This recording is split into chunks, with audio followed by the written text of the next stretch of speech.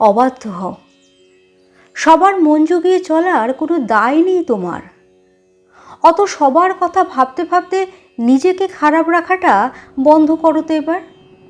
কেউ দুটো খারাপ কথা বললেই তা ভেবে ভেবে নিজেকে গুমড়ে মারার কোনো প্রয়োজন নেই। দরকারে কেয়ারলেস হও। প্রয়োজন নেই প্রতিবার তোমারই সবটা ঠিক করে নেবার চেষ্টা করার। কেউ একটু ভালোবেসে কাছে ডাকলেই সব ছেড়ে ছুড়ে দৌড়ে যেতে হবে না। বুকে জমা সব কথা হাউ হাউ করে বলে দিতে হবে না। বিশ্বাস করতে একটু সময় নাও।